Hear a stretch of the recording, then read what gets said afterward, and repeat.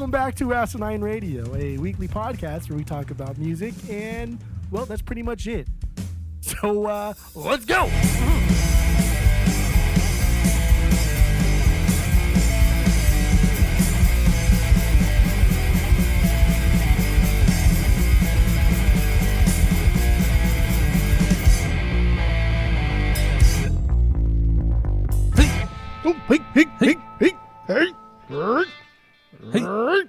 Fa Mulan. This is Asinine Radio. This is the weekly music podcast where every week we get into our Fearless beer review. We get into the vinyl stuff we picked up, stuff we've been listening to that leads into the songs of the week, and then we wrap it up with some new music and other happenings in the music world. My name is Tyler, and way out there, hundreds of miles away, is Jeff. While you're listening, go to Spotify, Apple Podcasts, give us 5 stars and 5 stars only. Please go do that. Tell all your friends because we are the best podcast ever. And that's all I have for the boring intro. So let's get right into our Fearless beer review. So what do you got this week, Jeff? Go. Where's my fucking bottle opener, dude? It's not even here. Stupid kids. I went to Toshi Station to pick up some power converters. That's what you fucking sound like. What do I sound like? The best Jedi that ever lived? Thank you. I appreciate that. You sound like Bitch Luke on. Thank you. You sound like Bitch Luke on Tatooine. That was a good compliment you gave me. Thank you. I have a blind sound pig. Like a fucking middle schooler when you talk like that. I know I am. Thanks for that compliment. I know you are, but what am I? That's what I meant to say. I have I have a blind pig just because I this week's been a little busy. I've been busy the past like 2 weeks. What am I doing? You know what I mean? Like, I don't know. I know what you're doing, but we can't talk about it. We can't talk about it, dude. Walt. Anyway, so I have a blind pig because I've not gone to the store, and I just had this extra, and it's a good backup. It's good to have a couple blind pigs out laying around the house. You know. That sounds so stupid. Yeah, it's good. That's good. That's what I have. All right. So I have a beer I've never had before. I don't think I've even heard of this brewery before. The beer is called This Is the Way IPA. It's a West Coast IPA from Long Beach Beer Lab, located in Long Beach, California. So kind of local to me. Like I said, it's a West Coast IPA, 7.2 ABV. It's based off of The Mandalorian, the TV show, the hit Disney TV show. The hit Disney TV show. So it has, the Mandalorian on it. I forgot his name right now, but that's fine. Has Grogu on it as well. But they both have Mickey Mouse ears rather than their normal. Well, Grogu has ears, but that's cool. Mando doesn't. But anyway, he has Mickey Mouse ears in this one, and I don't know. So I got it based off the label. I got it from Bristol Farms in Yorba Linda, and I don't know. I'm ready to start. I'm ready to start this to get going. We got a big episode ahead of us. We do. Yeah. All right, so let's go. Yeah, let's tink and kiss. Here we go. Kisses. God damn, it's good beer right there. I'll tell you that much right now. I hear nothing about it. Words. Mm-hmm. All right. So what do you have about your blind pig that you haven't already said before? I know. I think this is like the third time now I've probably talked about this on the pod, and I don't think I've even rated it on Untapped yet. But Russian River, I think we just did this not even like a month ago. Or I did this at least 6.5%. This is I like I said, I like this more than I like Pliny the Elder. Pliny, but that's fine. Pliny. I like this more. I just think it's more crushable. It's more crushable. And it's good. Yeah. Fucking, I don't know, 2.85? 2.85. Yeah. Well, it should be a perfect beer, but that's fine. You can pull a mic and say that nothing's perfect, which isn't true. This is the first beer of the night, so I got to, I don't know. Well, you got to pace yourself a little bit? Maybe my because I feel like by the end of the episodes when we're doing them, my rankings for things are a little bit looser. I know I tend to give things higher grades than I would have prior to the start of the pod night. Yeah. Okay. I get it. Yeah. Well, so we have our world famous 3-point rating system where 3 is a perfect beer, 2 is a good beer you're going to continue to drink, 1 is a bad beer but give it a shot, and 0 is a drain pour. So you gave yours a 2.85. Almost a perfect. If anybody was wondering who's never heard the pod before, that's how it works. That's how it works. And we make the rules. So This Is the Way IPA, it's a pretty good IPA. Not the best IPA I've had. I'd go back to it. It's pretty piney. It's pretty pretty bitter. Kind of a weird aftertaste, something I haven't really tasted before, but it's good. I'm enjoying it. I would give this I'll give this a 2 out of 3. 2 out of 3. I'd go back to it. Definitely go back to it. And I have 3 more cans, so because I had to buy a 4-pack, so I do have to drink it again. Like tall cans, So- little 16 ounces. Where are they? Yeah, 16 fluid ounces. There you go. Yep, 16 fluid ounces. The There you go. Imperial There Way, you go. or That's it. That's it. That's it. That's it. So yeah, that's all I got for the Fearless Beer review. Or did Raul leave anything for you? He did. I don't remember if he did. I've read it before, but Yeah, we don't- he wow, dude, what the fuck? He rated it low, and then he went back later on. I don't know if it shows you when, but he went back later on and amended his review because. Did we read it? I'll read it again. Just go for He it. says instead of the word the, he says the THA on tap at the Joint, Hollingshead in Orange, California. No way, no how. Like the last 10 years of R. Kelly's career, Raul not feeling it. Going into this bad boy, you might be thinking that you'd be getting Pliny's little brother. Yeah, maybe if little bro still had his braces on and he only showered once a week. Not only is Raul not digging it, he ain't even feeling it in the average sort of way. Too hoppy, just tastes like nasty. For the hype, I do not suggest. And then there's an amendment. It says hot dog, another one of Raul's tripping episodes. All down the line, this thing is smoother than George Clooney. Maybe something was wrong during Raul's first few attempts, but like a fluffy cloud that just gracefully floats by, Raul is intoxicated by its beauty. I love it. Oh, he's the best reviewer ever. Being intoxicated by like physical things, I think is so pretentious and douchey. Or like by I guess non-physical things. Like I'm intoxicated by your beauty. Like that's such a douchey thing to say, and I hate it. That's a line in an Atreyu song off their first album. Is it? I'm intoxicated by your beauty. Yeah. Come Oh, on, but, it's I mean, what so do you bad. expect? What do you expect? It's Atreyu. It's metalcore in 2002 or whenever that album came out. Man, that I love that album. We both love that album, the Butt Kisses album. The Butt Kisses album, sure. Yeah. All right. We have anything else on the beers? No, that's it. That's all. Okay, yeah, because Raul didn't leave a review. My beer's too new. It was only added to Beer Advocate in February of this year, in the year 2023. So let's move on. Let's move on. Here we go. So some vinyl stuff we've either picked up this week or we've listened to, we wanted to bring to the pod, and that'll lead to the songs of the week. And if you want to listen to any of the songs that we're talking about, there's going to be a link to the playlist, the Spotify playlist, in the description. So go check it out if you want to listen along, because we don't play songs on the podcast anymore. So what do you got, Jeff? Go. Yeah. So I only got one new thing this week, so I've just been listening to a lot of just things in my collection, just pulling stuff out that I haven't listened to in a while, and just having a good time. And that's what I needed this week, because it was perfect. And I've been purging some records, so I've been pulling things out like maybe I don't like this. So the first thing that I pulled, because I was going to purge, was Quicksilver Messenger Service. This band, their first album's called Quicksilver Messenger Service, 1968. They're from the Bay Area, Frisco. Same era and area as like the Grateful Dead were coming up and doing the jam thing. But this is one that I kind of forget about. I've had a lot of their albums over the years, and I've only ever kept this one. And every time I listen to it, like I remember why. It's just good psych rock. It's good acid rock of this era. It's very jammy like the Grateful Dead, but it's not, I don't want to say it's like sloppy, but it's just not loose. It's a lot tighter. Like these guys jam, but they rehearse their jams, and you can tell they write it out beforehand, rather than like the Grateful Dead stuff where they're just like, let's just do it, man. See what happens, dude. This is not Let's hope that. for the best, dude. But damn, it's fucking good, dude. This is a fantastic album. I love this album. What is this? What, their first album? You said? I didn't hear. Okay. Yeah, you didn't listen to the first part of what I was talking. That's Well, fine. I've This been is their having first issues with my album. headphones. Oh, gotcha. Keep fiddling Okay. with my This headphones. can be a long episode.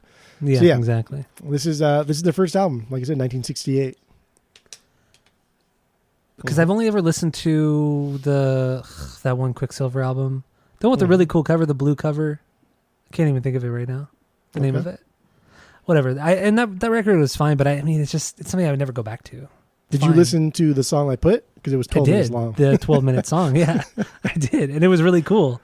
I like that the vocals didn't come in until much later into the song, because it was just very kind of proggy and, like you said, very psych rock. It was good.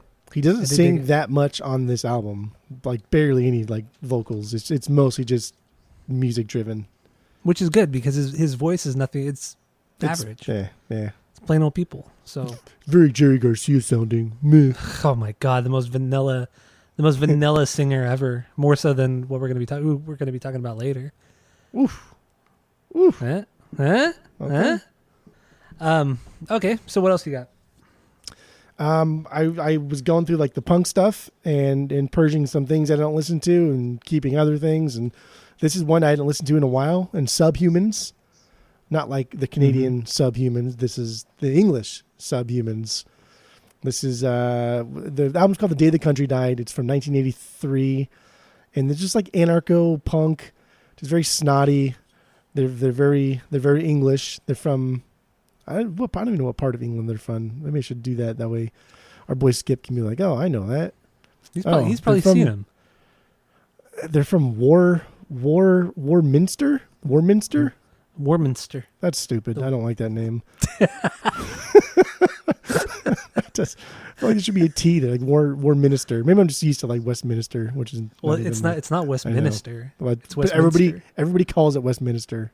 It's true. A lot of people do. But anyway, it's definitely not Westminster. Subhumans, Day the Country Died. This is solid. It's I don't know. It's very like Black Flaggy kind of sounding, and the song that I chose, I Don't Want to Die. It's like a minute and a half. It's fucking good, dude. And this album as a whole is just really damn good. I like it a lot. So I'm not purging it. I am not going to purge it. Okay, that's good. I did like the song too, and it's surprising that you do, because you don't like that kind of, you don't like the accent in punk music. Like you don't like Peter and the Test Tube Babies. No, not at all. You don't like the Oi bands, nothing like that. So it's because this is unusual. This is so over the top and shit. Like their biggest song is Mickey Mouse is Dead, and he sings like Mickey Mouse is dead. That's the song. Yes, and like that's such a strong accent. It's so stupid. That's the song that you brought to the pod a couple years ago. Yeah, that was the first That's one. what it was. Yeah. I was like, dude, this is so... But like, it makes me laugh. It's funny. It's so goofy. It's so over the top. It's cute. All right, what else you got? We did this one on the pod, but Against Me, Searching for a Former Clarity. I go back to this album quite often. It's crazy that you like I fucking love this album so much. I think this is absolutely fantastic. It is beyond perfect. It's so amazing, front to back. I think it's just. I think it's amazing. I cannot sing its praises any more than we already did for that 2-hour episode. You did. We both gave it perfect scores through and through. That's fine. 100% did not do that. But yeah, Searching for a Former Clarity. One of the most overrated bands of all time, and that song you made me listen to, which I don't remember the name of. I don't get it. I don't understand why people like Against Me. I don't. There's nothing really there. It's not catchy. His voice isn't anything special. The lyrics are fine. Musically, there's nothing special there. It's like more vanilla than Alkaline Trio. Musically, it's supposed to be a little gritty. It's supposed to be a little bad. Like the vocals aren't supposed to be. They're supposed to be a little shit. And I get it. Folk punk, right? I get it. It still doesn't make for a good record or a good band. You're right. It makes for a great record. Except for that one record, my favorite record, which I still wouldn't buy on vinyl. Yeah, New Wave. New Wave is their best record. Let this be the end. So and I looked at my Against Me rankings today to see where this album was listed. I ranked it my number 2, and I don't remember anything about it at all. It's a good record, but like you hate all of them, so like it being your number 2 doesn't say much. But this is, that was the album we did on the pod, right? Yeah. Because we were going to do their first Reinventing Axl Rose. Yeah. And then I ended up telling you I couldn't do it. It was too bad. It was so terrible. Yeah. It's not very good. That's for sure overrated. I don't see like why people think that. Like that's just a dumber, like childish version of Searching for a Former Clarity. It is. Okay. All right. Whatever. You would have. So you would have. So what else you got? JFA, I go back to this album fucking a lot too. Mhm. And I do Valley of the Yakes. And JFA is just a band discovered when I moved out here, and I was getting into some music out here, trying to figure out if there's anybody else besides the Gin Blossoms and Jimmy Eat World to listen to. Where's out here? In Arizona. Ah, okay. I want people to Thank you. triangulate my position. Okay. As if like I don't talk about where I work and what like everything else about my life to complete fucking strangers over the globe. But yeah, JFA, I chose Baja. Baja's a cover, a surf rock cover. And So I just fucking love surf rock, and I love JFA, and it's perfect. I always forget how surf inspired they are until I listen to them. They're so fucking good. It's Such unbelievable. An incredible punk band. So snotty, so rough and raw, but then they throw that surf thing and that surf tinge, but not over the top like Dead Kennedys. It's not that Dead Kennedys over the top, but man, it's just the right amount of surf. It's great. JFA is so good. And we I have both of the records too. But and we actually, Brian, the singer for JFA, he follows us on Instagram, and yeah, that's pretty dope because he's like Fucking rad. he's like a local hero, like an underground hero. But I would love to like talk to him and ask him like how the surf music like crept into their music, because I don't know, like if you don't grow up in Southern California or even on the coast, it's just I think it's weird when surf music like creeps into your music. Like how? Why? What was the inspiration for that? There were other things out here at that time that could have been more of a, I don't know, influence than surf music. So I'm super curious as to how that happened. I'm telling you, man. Let's do it this year. Let's reach out to him later this year. Later this year, dude. Let's reach out to him and see if he wants to be on the pod. I'll come out there. Because, I mean, I think he would do it. He seems like the kind of guy who would go on a podcast like this. Yeah. That'd be I think cool we too. should Like, do it just- and then, and just chill and... it'd be cool if we had a talk about spot, your- like a spot to, like a, Yeah. I don't know, like a rental, like a retail spot or something. That'd be kind of That would be yeah. that would be sick. That would Let's be have him sick. stop by. Hey, come stop by fucking Asinine Radio fucking bar or whatever. I don't know. That'd be fucking sick, yeah. It'll happen. But yeah, I don't know. We'll think about it in the future. It'd be really rad to have him on. I still think we can get one of the girls from the Bomb Pops too on the pod. That'd be rad. That would be really cool. Maybe even I think Murphy would come on. I was too. gonna say From Murphy Sugar Ray. too. I think we could convince Murphy to come on. From Thanks. Sugar Ray. Only the best. That'd be Only the sick. best musicians. Only the best. Yeah. Like our, Fuck our the favorite Paul McCartneys musicians, and like, everything like that.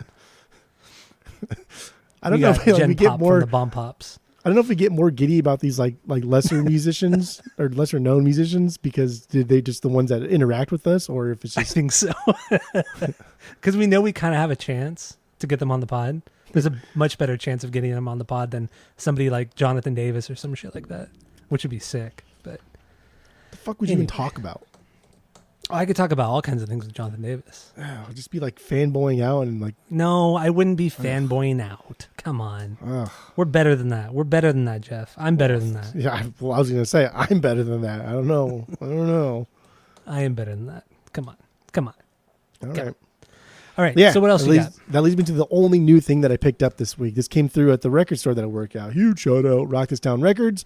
Mhm. And that is Ice-T, his debut album from 1987. This is an OG press. This is first run, baby. Oh, This damn. is OG, 1987. Rhyme pays, baby. Instead of crime pays, rhyme pays. You know what I'm saying? Yeah, I get the joke. I get the joke. It's kind of funny because like there's a couple records out there that really are like the birth of like gangster rap. And like Too Short was doing rap, well before Ice-T was doing this. But Too Short's Too like first- Short? Yeah, Too Short. He's been around for that long? Dude, Too Short's first album came out like early 80s, like 82, What? 83. Yeah. But it's very I thought much he was, like mid 90s. no. By the mid 90s, he Wow. already had like 10 albums. What the fuck? Yeah. I must be thinking of somebody else then. Well, okay, continue. Sorry. But Too Short's first couple albums are just very much of that clap your hands, everybody. If you got what the it golden takes. Yeah. Yeah. So, and then, but this still, you can clearly still hear like that golden era of hip hop mixed with like the gangster rap, because some of the things he's talking about here is a little more aggressive. He's not quite doing like the bitches and hoes things, but he's definitely getting a little more aggressive on like the misogyny, like leading up to like the gangster rap stuff. This is really like an impulse buy. Honestly, I'll probably purchase it at some point just because I don't think it's that great. I mean, I really like the song, and I had I've never heard this side of Ice-T, the golden era hip hop side, where he sings like every other rapper of that era. Yeah, which is cool. I liked it. It was different. Well, honestly, not like different, but I bought it because I knew, I was like, I haven't heard this in so fucking long. It's cool. It's an OG press. It wasn't very expensive.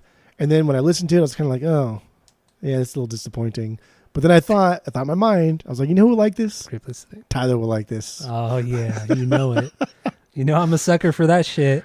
And this is like the perfect blend of that like golden era and then leading into gangster rap. Like it's solid. Man. It's solid. So much fun. It's so much fun.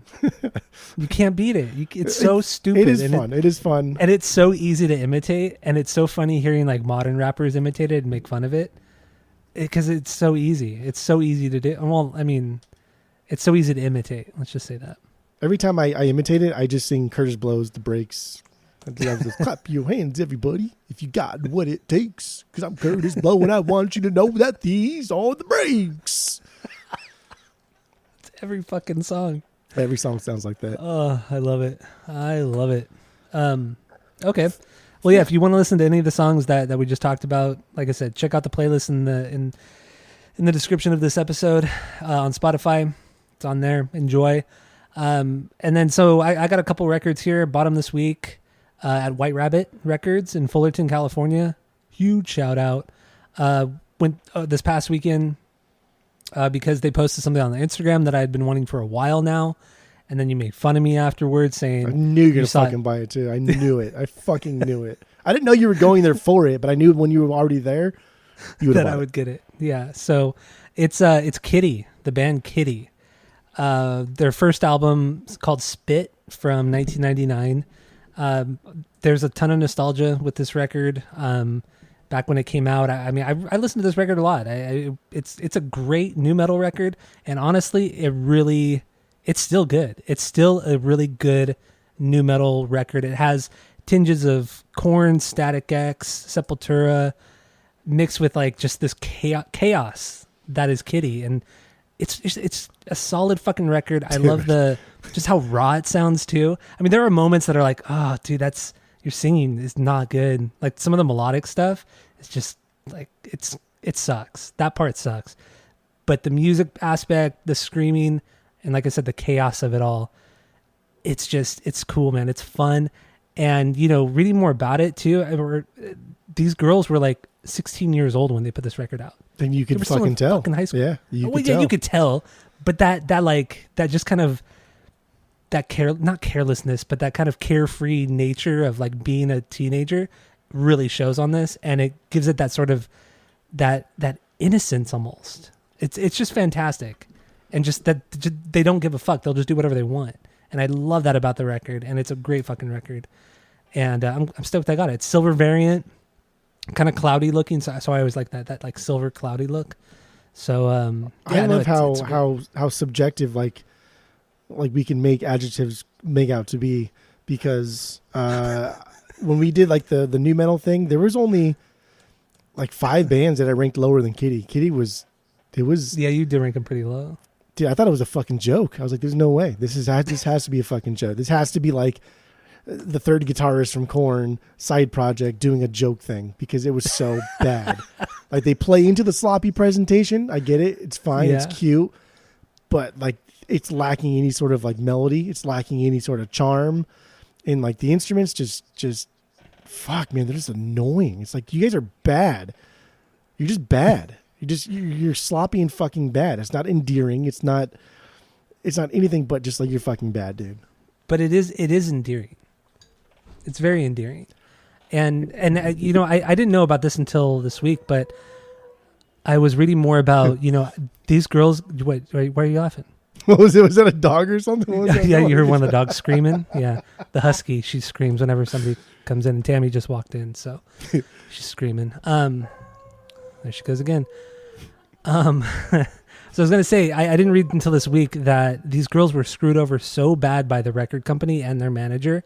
They got paid no royalties for the record, and they were essentially they were touring on this record, and they were forced off the road by the record label because the record label wanted them to put out another record, and they said, we need you off the tour, stop touring to do this. And they kept saying, no, we want to make money by touring. So then the label reached out to all the promoters and said, do not book this band because we want them back in the studio. Yeah, that's how fucked up it was. And then on top of that, they didn't pay them for any of it. So they ended up suing the label like in 2003 or 2004 for like over $1 million in royalties because they got nothing from the sale. And this record sold over 500,000 copies. Which is fucking blows my mind, honestly. Which, you know, is true. It's a good record, man. It's really, really good. So. Okay. Got that one. And then also I got the new Queens of the Stone Age record in Times New Roman. It came out a few weeks ago, and I really like this one. I know you hated it, or you didn't hate it, but you just didn't like it. It has a lot of that In Clockwork sound to it from their record from like 10 years ago, which is I think that's probably my favorite Queens record right now. It's always like a toss up between In Clockwork that record and then Like Clockwork and Songs for the Deaf. Those are always like my number one. But yeah, you really didn't like this, huh? You didn't like the song I made you listen to? Nothing, right? It's fine, dude. I just don't. There's nothing here. I just feel like it's all underwhelming. Okay. Like, I'm not like a huge Queens head, and I've never really have been. And we did Songs for the Deaf, and I liked it a lot, but there were still like pieces of it I didn't like. And then their first album like really blew me away, but that was because I was getting into like the stoner rock stuff at the time. Yeah. But even when I go back and listen to it, like, it's fucking good, dude. Like, it's a great record. Perfect fucking record. It's amazing. Yeah, but like this, yeah. This is just, I don't know. I feel like it's underwhelming. I feel it's just trying to do too much. I don't know. There's still a lot of elements of that stoner rock, though. I mean, not all the songs, but there are definitely moments and whole songs on this record that do remind me of the first record. Not as like raw sounding and fuzzy sounding, but it's definitely there. Definitely there. Yeah. But I think it's a solid record, and I have no regrets. No regrets. So I got that one. So yeah, that's all I got for the vinyl. So yeah, like I said, if you want to listen to the songs, check out the playlist in the description of this episode. And I guess let's move on to some new stuff that came out this week. Or one thing, really. One thing. So been a slow week, but King Gizzard and the Lizard Wizard. Fucking this band, man. They put out another new record. It's called Petro. And I didn't listen to it. I didn't see it until today, and I didn't get a chance to listen. So why'd you put this on here? Is it good? So I knew it came out last week, but then I just forgot to put it on. Do you want to hear the full name of the album? Yeah, oh, that's not the full name? No. The full name is Petro Dragonic Apocalypse, or Dawn of Eternal Night, an annihilation of planet Earth and the beginning of merciless damnation. Of course it is. Of course it is.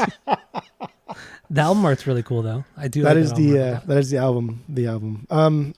You should listen to this. It's pretty fucking good. It's solid. Is it? Is it stoner rock?